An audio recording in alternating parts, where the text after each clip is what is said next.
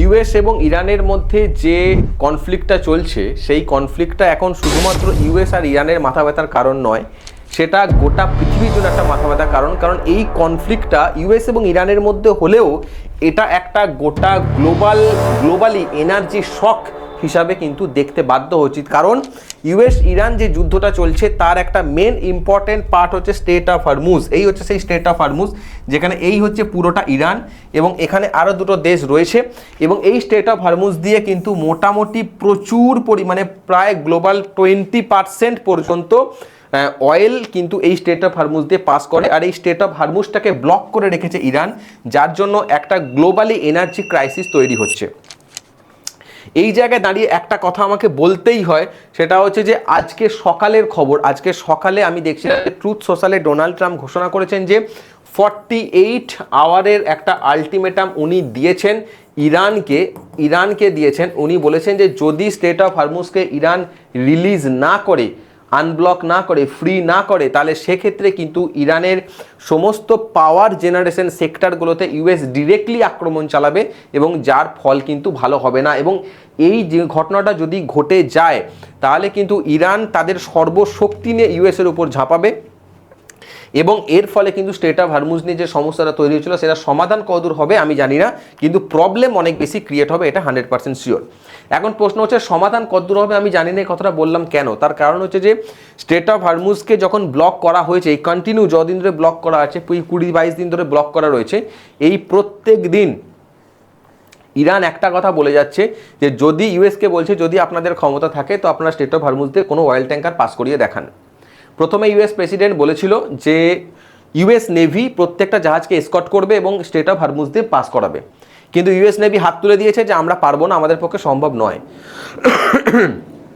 পরবর্তীকালে দেখা গেছে যে ইউএস প্রেসিডেন্ট প্রেস কনফারেন্স করে বলেছেন যে যারা নেটো কান্ট্রি রয়েছে তারা আমাকে হেল্প করছে না, বিশ্বের অন্যান্য দেশ আমাকে হেল্প করছে না। মানে আমেরিকার অবস্থা এমন জায়গায় চলে গেছে যে আমেরিকা নিজের দমে নিজের শক্তিতে স্টেট অফ হরমুজকে ইরানের কাছ থেকে রিলিজ করতে পারছে না। তো সেই জায়গায় দাঁড়িয়ে এখানে একটা ব্যাপার খুব ইম্পর্টেন্ট আমাদের মাথায় রাখতে হবে, ইরান এবং ইউএসএ দুজনাই কিন্তু সর্বশক্তি দিয়ে ঝাঁপানোর কিন্তু এখনও ঝাঁপায়নি। যদি ইলেকট্রিক সেন্টারগুলোকে, যদি পাওয়ার সেন্টারগুলোকে যদি আক্রমণ করা হয়, পাওয়ার ইনফ্রাস্ট্রাকচার যদি ধ্বংস করে দেয় ইরানের, ইউএসের কোনো মিসাইল বা ইউএস ডিরেক্টলি, তাহলে সেক্ষেত্রে কিন্তু ইরান আরও বেশি ডেঞ্জারাস হয়ে যেতে পারে। যদিও আমরা আমেরিকার প্রেসিডেন্টের মুখে বারবার শুনছি যে আমরা যুদ্ধ থেকে নিজেদেরকে উইথড্র করে নিতে চাই, আমরা চাই না যে আর যুদ্ধটা হোক। ও যখন ইউএসএ ইরানের গ্যাস স্টেশনে যখন ইসরায়েল হামলা করেছিল তখনও ইউএস প্রেসিডেন্ট প্রেস কনফারেন্স করেই বলেছিলেন যে আমরা জানতাম না এই হামলাটা হবে এবং হামলা করা উচিত হয়নি।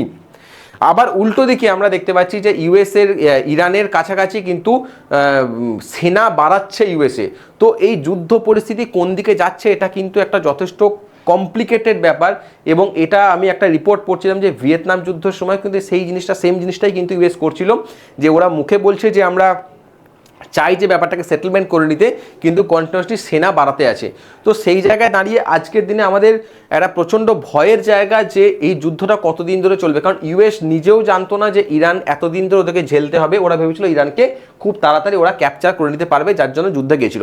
তো এখানে যেটা দেখতে পাচ্ছি ইউএস এবং ইসরায়েল মাল্টিপল মিলিটারি এনার্জিকে মিলিটারি এবং এনার্জি মানে ইয়েকে টার্গেট করেছে, ডিরেক্টলি স্ট্রাইক করেছে। ইরান পুরোপুরি মিডল ইস্ট জুড়ে ম্যাসিভ একটা রিটেলিয়েশন করেছে, ম্যাসিভ রিটেলিয়েশন। এখানে ইরান একটা খুব মানে জিনিসটা কতটা গম্ভীর জায়গায় যাচ্ছে আমি সেটা বলি।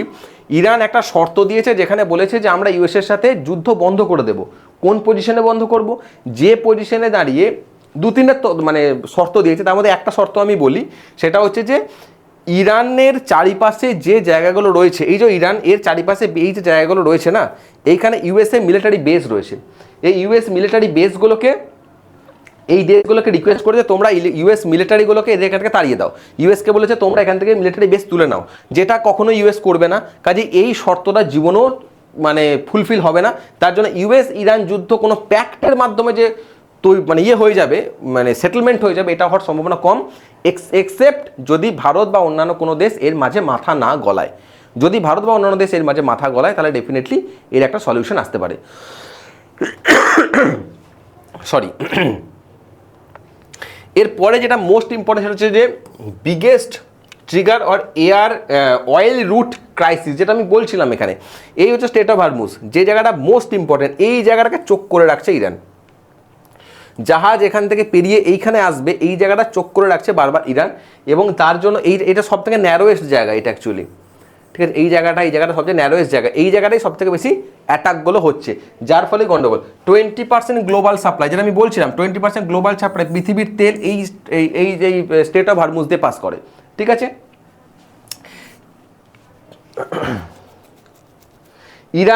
ইরানের ব্লকেজের কারণে ট্যাঙ্কার মুভমেন্ট পুরোপুরি বন্ধ হয়ে গেছে। কিছু দেশ আছে যেমন হচ্ছে চায়না, রাশিয়া, ঠিক আছে, ইন্ডিয়ার কিছু গুণাগুন্তি জাহাজ, যেগুলোকে কিন্তু ইরান বলছে আমরা ছাড়বো, বাকি কোনো দেশকে কিন্তু এরা ছাড়তে পারছে না, যার ফলে ক্রুড অয়েল প্রাইস 120 পর্যন্ত ডলার পর্যন্ত চলে গিয়েছিল একটা সময়ে। এবং ইরান এখানে বলে দিয়েছে যে আমরা স্ট্রেট অফ হরমুজকে বন্ধ করে এমন একটা জায়গায় নিয়ে যাব যেখানে $200 পর্যন্ত পার ব্যারেল ক্রুড অয়েলের দাম এখান থেকে কিন্তু বাড়তে পারে। এটা একটা মারাত্মক জায়গা ভারতের জন্য বা যে কোনো গ্লোবাল ইকোনমির জন্য। গ্লোবাল ইকোনমি পুরো ধ্বংস হয়ে যেতে পারে যদি $200 পর্যন্ত কাঁচা তেলের দাম চলে যায়। এখানে আমি দেখাচ্ছি যে এখানে দেখা যায় সাপ্লাই চেন কোলাপস হওয়া শুরু করলে কোন কোন সেক্টরে কী কী প্রভাব পড়তে পারে। খুব ভেরি ইম্পর্টেন্ট জায়গা। অয়েল এবং গ্যাস ডিরেক্টলি সাপ্লাই ডিসরাপ্ট করে দিতে পারে, ঠিক আছে। কোন কোন সেক্টর, এই যে এনার্জি শক যদি থাকে আমার, oil sector, gas sector, fertiliser sector. ভারতের মতো দেশে যেখানে এখন চাষের মরশুম চলছে, এই জায়গায় দাঁড়িয়ে যদি ফার্টিলাইজার সেক্টর ব্লক হয়ে যায়, চোখ হয়ে যায়, তাহলে কিন্তু সেটা মারাত্মক জিনিস হতে পারে।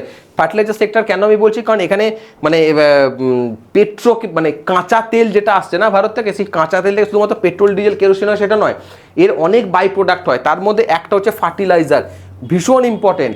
এরপর হচ্ছে ফার্মা সেক্টর জন্য এপিআই লাগে, ঠিক আছে। এই যে এপিআই লাগে মানে যে কোনো ওষুধ তৈরির জন্য এপিআই লাগে। এই এপিআই এর একটা কাঁচামাল ইনডিরেক্টলি কিন্তু তৈরি হয়, ঠিক আছে, যে অয়েল থেকে। অয়েল মিনস হচ্ছে মানে ক্রুড অয়েল থেকে, ক্রুড অয়েল বলাটা বেটার। আচ্ছা, ফার্মা তো হলোই। তারপর হচ্ছে যে এই যে হিলিয়াম একটা মোস্ট ইম্পর্টেন্ট জায়গা, যেই জায়গাটা আমরা সেমিকন্ডাক্টর বা এই ধরনের চিপ তৈরিতে কাজে লাগে, এইটাও কিন্তু ডিসরাপ্ট হচ্ছে। মানে ওভারঅল জিনিসটা ভালো করে দিয়ে ভাবলে দেখা যাবে কি, প্রথমত গ্যাস এনার্জি সেক্টর নষ্ট হয়ে যাচ্ছে, 2 ফার্মাসিউটিক্যাল মানে হেলথ সেক্টর এফেক্টেড হবে, 3 নাম্বার ফার্টিলাইজার মানে প্রাইমারি সেক্টর মানে যে চাষাবাদ নষ্ট হবে, 4 নাম্বার যদি আমার হিলিয়াম নষ্ট হয়ে যায়, হিলিয়াম যদি আমরা ঠিকঠাক মানে ইম্পোর্ট এক্সপোর্ট করতে না পারি, যদি ডিমান্ডকে যোগান দিতে না পারি, তাহলে সেক্ষেত্রে আমাদের যেগুলো তোমার ওই যে চিপ টিপ যেগুলো হচ্ছে, তার ফলে কি হবে, এই যে এআই ফেআই যে হাবি জাবি যে জিনিসগুলো চলছে আর কি মার্কেটে, ঠিক আছে, সেই পুরো জিনিসটাও ডিসরাপ্ট হতে পারে। মানে একটা চরম ক্যাওস তৈরি হতে পারে, এবং যার অবশ্যম্ভাবী রেজাল্ট হচ্ছে global inflation, high inflation. Already ট্রেডের যে ফেডারেল রিজার্ভ, যেটা ফেডের যে লাস্ট দিন যে মিটিং হয়েছে, সেখানে অলরেডি পাওয়েল বলেছে, জেরম পাওয়েল, উনি যে ফেডের যে চেয়ারম্যান আছে, উনি বলেছেন যে আমেরিকার অবস্থা এখন এমন জায়গায় চলে গেছে যেখান থেকে কিন্তু ভীষণ মুশকিল হয়ে দাঁড়াচ্ছে যে গ্লোবাল তোমার ইনফ্লেশনকে চেক করা। তো সেটা ভীষণ ইম্পর্টেন্ট। আমেরিকার যদি ইনফ্লেশনটা এফেক্টেড হয়, তাহলে তা গোটা গ্লোবালি তার শক পাবে। তো এই যুদ্ধটা শুধুমাত্র একটা যুদ্ধ নয়, এটা একটা বিশাল বড় ক্রাইসিস তৈরি করছে। তো এই যুদ্ধ 3টে পসিবল সিনারিও কি হতে পারে। সিনারিও 1, শর্ট ওয়ার, ছোট্ট করে ওয়ার হলো, বন্ধ হয়ে গেল, কিছুদিনের মধ্যে বন্ধ হয়ে গেল। এখানে কি হবে, অবশ্যই কারো না কারো মিডিয়েটর হিসেবে কাজ করতে লাগবে, এবং অনেক দেশ ভারতকে বলেছে যে ভারতকে মিডিয়েটর হিসেবে কাজ করার। এবং আমি এটা শুনলাম, আর একটা খবর আমি পেলাম যে গতকাল নাকি ইরানের প্রেসিডেন্টের সাথে ভারতের প্রধানমন্ত্রী কিছু কথাবার্তা হয়েছে, এবং সেখানে ইরানের প্রেসিডেন্ট ভারতের প্রধানমন্ত্রীকে বলেছে যে কি শর্ত তারা রাখতে পারে, যে শর্তগুলোর উপর বেশ করে ভারত মিডিয়েটর হিসেবে কাজ করতে পারে আমেরিকা এবং ইরানের মধ্যে যুদ্ধটা, সেটাকে বন্ধ করার জন্য। এটা একটা খুব পজিটিভ সিগন্যাল। ভারত যদি এটা করতে পারে, তাহলে শুধুমাত্র এটা গ্লোবাল ইকোনমির জন্য ভালো না, ভারতের জন্যও ভালো নয়, সব থেকে মোস্ট ইম্পর্টেন্ট ভারতের সফট পাওয়ার কিন্তু অনেক বেশি বেড়ে যাবে, যেটা ভারতে গ্লোবালি কিন্তু অনেক উচ্চ জায়গায় ভারত পৌঁছে যাবে। যাই হোক, তো যদি সিনারিও 1 শর্ট টার্গেট হয়, তাহলে কি হবে, স্টেট অফ হরমুজকে রিওপেন করা যাবে। রিওপেন করা মানে অবশ্যই অয়েল কুল ডাউন, মানে সব কিছু ওকে। 2 নাম্বার কি হতে পারে, প্রলংড কনফ্লিক্ট, মানে কনফ্লিক্টটা আরেকটু লম্বা বাড়বে, যেটা 1 মাস, 2 মাস, 3 মাস, 4 মাস এরকম চলতে শুরু করবে। সেক্ষেত্রে কি হবে, সেক্ষেত্রে অয়েল মানে দাম আরেকটু বাড়বে, আর অয়েল দাম বাড়া মানে সেটা কিন্তু গ্লোবাল সিনারিওর জন্য খুব খারাপ। আর সিনারিও 3 সবথেকে ওয়ার্স্ট কেস সিনারিও কি হতে পারে, যে ভিয়েতনাম যুদ্ধ যেমন হয়েছিল সেরকম দীর্ঘদিন ধরে এটা টানবে, আর দীর্ঘদিন যদি টানে তাহলেই কিন্তু মিডল ইস্টের বিশাল বড় সমস্যা ক্রিয়েট তৈরি হবে। শুধু মিডল ইস্টের, শুধুমাত্র মিডল ইস্ট, এখান থেকে মিডল ইস্টও কীভাবে এফেক্টেড হবে আমি বলছি। এরা যখন মিডল ইস্টে যখন তেল আমদানি রপ্তানি যখন প্রপার ওয়েতে হবে না, তখন তাদের কি করতে হবে, ঘুর পথে করতে হবে। কীরকম, যে ওগুলোকে বলে না বিভিন্ন রকম ভেসেল থাকে। আমি জিনিসটা একটু বুঝিয়ে বলি, জিনিসটা হয়তো ভিডিওটা লম্বা হবে, যারা ভিডিওটা শেষ পর্যন্ত দেখবে তাদের কাছে অনেকগুলো কনসেপ্ট একসাথে ক্লিয়ার হয়ে যাবে। আমি জানি না কজন ভিডিওটা দেখবে, তো আমি চেষ্টা করব বা বলবো প্রত্যেকে ভিডিওটা দেখার। এখানে কি হয়, ইরানের উপর তো ডিরেক্ট স্যাংশন আছে ইউএসএ, ছিল, এখন তুলে দিয়েছে, এটা একটা নিউজ কিন্তু, যে স্যাংশন কিন্তু রিসেন্টলি তুলে দিয়েছে এবং বলেছে, ইউএস প্রেসিডেন্ট বলেছে যে আগামী 30 দিনের জন্য যে সমস্ত ইরানিয়ান ট্যাঙ্কার ভর্তি রয়েছে তেল নিয়ে, যারা অলরেডি রিলিজ করে গেছে, তাদের কাছ থেকে যে কোনো দেশ তেল কিনতে পারে, তার উপরে কোনো স্যাংশন থাকছে না। পুরো ইরানের উপর নয়, যে ট্যাঙ্কারগুলো অলরেডি তেল নিয়ে ভাসমান রয়েছে তাদেরকে। কেন তেল নিয়ে ভাসমান জিনিসটা আমি বলি। ধরো এটা যদি পুরো সমুদ্র হয়, এখানে বিভিন্ন দেশ থাকে, তাদের অয়েল ট্যাঙ্কার না ঘুরে বেড়ায় এখানে, ঠিক আছে। এবার এই যে অয়েল ট্যাঙ্কারগুলো হয়, এদের তো নাম থাকে একটা, প্রত্যেকের নিজস্ব নাম, এই নাম তাদের আইডি কন্টিনিউলি চেঞ্জ হয়, ঠিক আছে। এদেরকে ঘোস্ট ট্যাঙ্কার বলে অনেকে। তো ঘোস্ট ট্যাঙ্কার মানে এদেরকে প্রপারলি কিন্তু, মানে মোদ্দা কথা, লিগাল ওয়েতে হয় না, ইললিগাল ওয়েতে হয়। প্রত্যেকটা দেশ জানে এটা ইরানিয়ান তেল, এ হচ্ছে তার ট্যাঙ্কার, এই তার অবস্থান, তারা গেল জাহাজ, তাদের একটা জাহাজ নিয়ে গেল, এখান থেকে ডিরেক্টলি তেল এখানে ভরে নিল, চলে এলো। এর যে পেমেন্ট হয় সেই পেমেন্টটা কিন্তু ডলার দিয়ে হয় না, আর নিজেদের কারেন্সিতে হয়, বা অন্যান্য আরও মিনস অফ পেমেন্ট আছে সেগুলো দিয়ে হয়। তাহলে এই যে ট্যাঙ্কারগুলো রয়েছে, এটা ইউএসও ভালো করে জানে যে এভাবে ইরান তেল দিচ্ছে।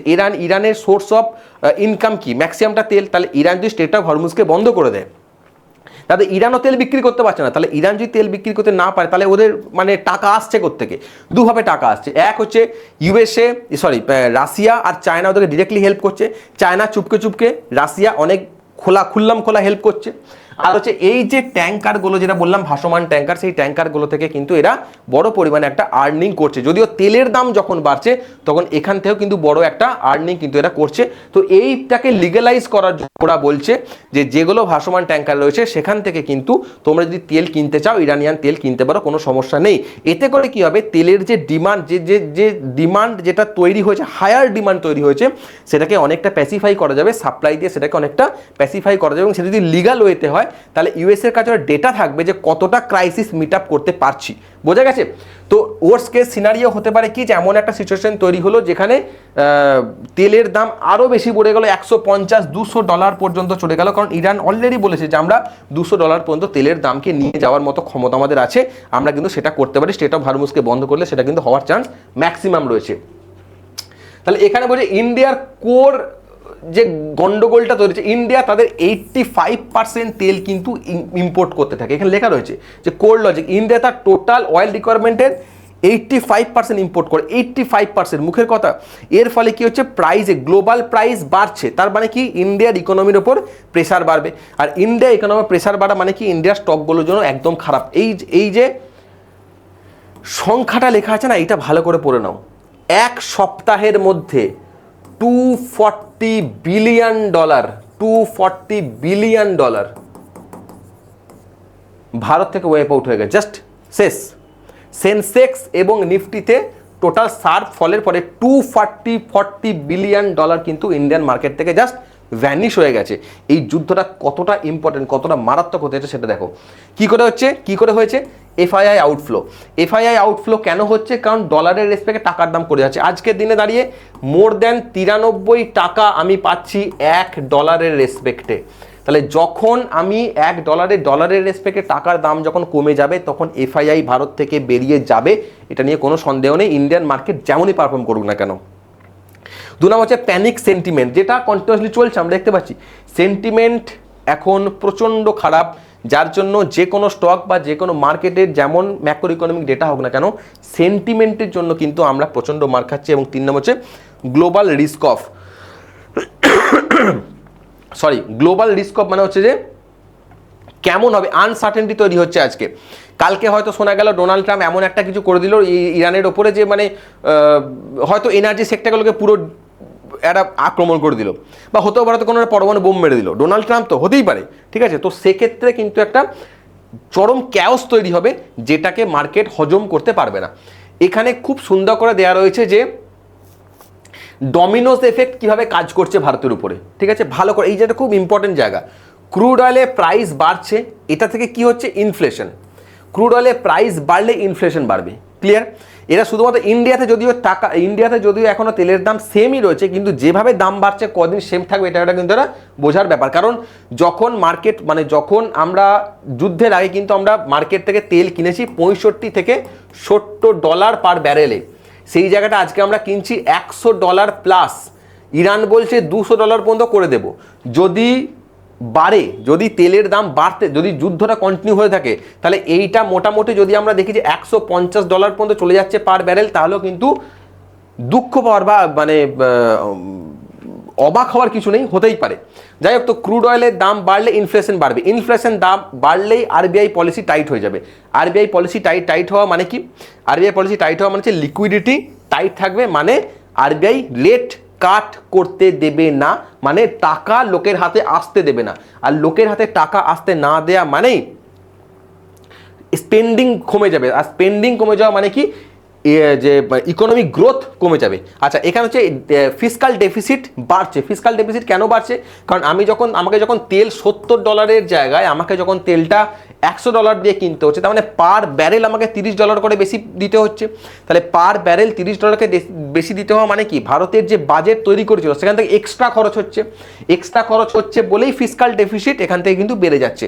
আর ফিসকাল ডেফিসিট বাড়ছে শুধুমাত্র এটা নয়, আর একটা এফেক্ট তৈরি হচ্ছে, সেটা হচ্ছে যে নিচে দেওয়া আছে যে রুপি উইকার হচ্ছে, কারণ আমাকে পে করতে হচ্ছে ডলারে। তাহলে ডলারে পে করতে হচ্ছে বেশি পরিমাণ, যেখানে আমার $70 লাগছিল সেখানে আমাকে $100 লাগছে, তার মানে ডলারের ডিমান্ড বাড়ছে। তাহলে ডলারের ডিমান্ড বাড়া মানে কি, মানে ডলারের দামও বাড়ছে। তাহলে ডলারের দাম বাড়ছে মানে টাকার দাম কমছে। তাহলে এই হচ্ছে পুরো এর এফেক্ট। এবং লাস্টে কি বলছে, কর্পোরেট আর্নিং কমে যাচ্ছে। কেন কর্পোরেট আর্নিং কমছে সেটাও আমি এখানে দেখাবো। এই যে খুব সুন্দর করে স্লাইডে দেখানো আছে, একটা ডেটা বলছে প্রতি 20% অয়েল প্রাইস হাইকের জন্য 2% কর্পোরেট আর্নিং কমে যায়। প্রতি 20% অয়েল প্রাইস বাড়ার জন্য 2% কর্পোরেট আর্নিং কমে যায়। তাহলে এই যে 20%-এর 2%-এর যে গল্পটা আমি আজকে তোমাদেরকে বলতে চেষ্টা করছি এখানে, সেই জিনিসটা কি হচ্ছে, সাপোজ আজকে আমার প্রথমে দাম ছিল $60। কত দাম ছিল, $60। আজকের দিনে আমরা সেটা কিনছি কত, $100।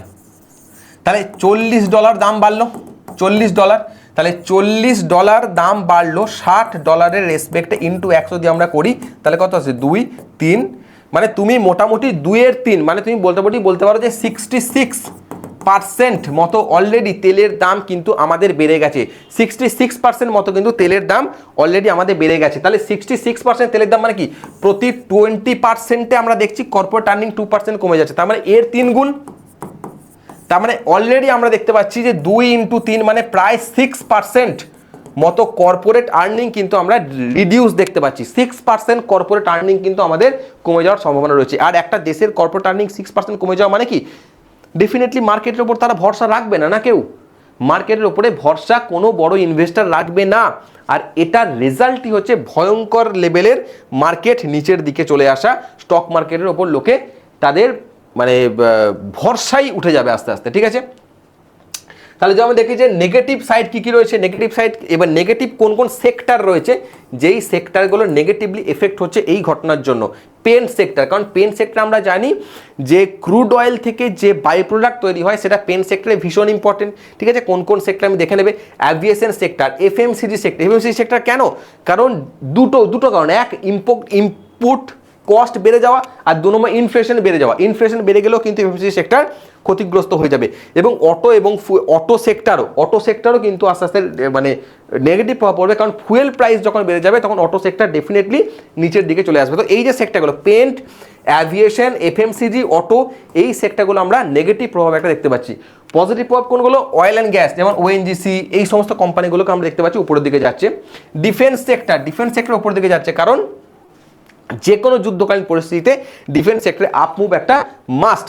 আর যে এনার্জি এক্সপোর্ট যে সেক্টরগুলো রয়েছে, যেটা আমাদের জন্য খুব নেগলিজেবল, এনার্জি এক্সপোর্ট আমার জন্য খুবই নেগলিজেবল।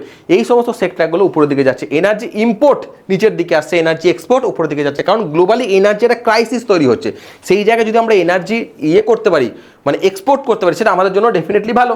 ঠিক আছে, তো এই হচ্ছে মোটামুটি ব্যাপার। এবার কি হচ্ছে Nifty risk outlet, the danger zone. এখন আমরা কোথায় রয়েছি? এক্স্যাক্টলি এই জায়গাটা ডেঞ্জার জোনে রয়েছি।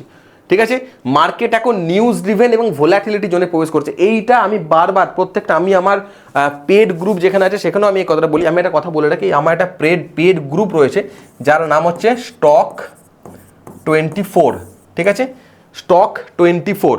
যারা এই ভিডিওটা এখন অবধি দেখছো তারা এটাকে সার্চ করতে পারো, তোমরা আমার সাথে যোগাযোগও করতে পারো। ঠিক আছে, আমি ওখানে স্টক 24 গ্রুপটাই যাবে, ওখানে তোমার ফেসবুকেও পাবে তুমি, এটা ইউটিউব চ্যানেলও আছে, তুমি যেখানে পাবে, তুমি যেখানে যাবে সেখানে তুমি এটা পেয়ে যাবে।